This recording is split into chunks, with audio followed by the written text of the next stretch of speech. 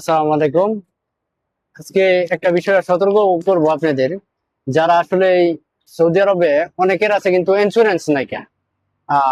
Hospital ওই দেশে কিন্তু একটা হেল্প কার্ড থাকে, ওইটা অনেকের নাইকা।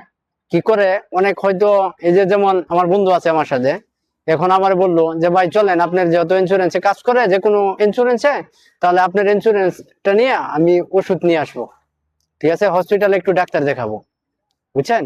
এটা করে অনেকে, কিন্তু এটি করা আসলে এই দেশ জঘন্য অপরাধ। কারণ ভাই বিপদ আপদ বইলে আসে না, কারণ আপনি যখন ইন্স্যুরেন্সের জন্য আপনি এই কামাটা দিবেন, হয়তো এই কামাটা আপনার শু করবো, কিন্তু এটাতে কি করে ইন্স্যুরেন্সের একটা বাজেট থাকে। যেরকম মনে করেন যে 70,000 রিয়াল থাকলো বা 70% বা 80% এরকম একটা বাজেট থাকে। এখন একটা লোকের বড় ধরনের অসুস্থ হইলো, কিন্তু ওই বাজেট অনুযায়ী দেখা গেছে যে বাজেটের থেকে যদি আরো বড় রোগ হয়ে যায়, বড় অসুস্থ হয়ে যায়, তাহলে কিন্তু ও কি করবো, ইন্স্যুরেন্সে আপনার ইকামার উপরে কোনো সময় জরিমানা আসতে পারে ইন্স্যুরেন্স থেকে। এই জন্য ভিডিওটা সবাই শেয়ার করে দিবেন। একজনের ইন্স্যুরেন্স দেয়া কোনো সময় আরেকজনের ভাই ডাক্তার দেখাইবেন না, এটা আসলে সতর্কমূলক।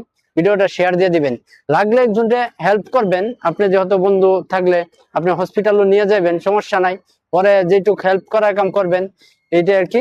কিন্তু লাগলে কিছু টাকা দিয়ে হেল্প করে দিবেন, সমস্যা নাই। পকেটে যদি টাকা লাগে তারপরেও দিবেন, দেশাইরা হেল্প করবেন। কিন্তু কোনো সময় আপনার ইন্স্যুরেন্স থাকে, আপনার ইকামা দিয়া কোনো সময় ডাক্তার দেখাইবেন না। এটা সবার প্রতি অনুরোধ। ভিডিওটা শেয়ার দিয়ে দিবেন, সতর্কমূলক ভিডিওটা। ভালো থাকবেন, সুস্থ থাকবেন। আসসালামু আলাইকুম ওয়া রাহমাতুল্লাহ।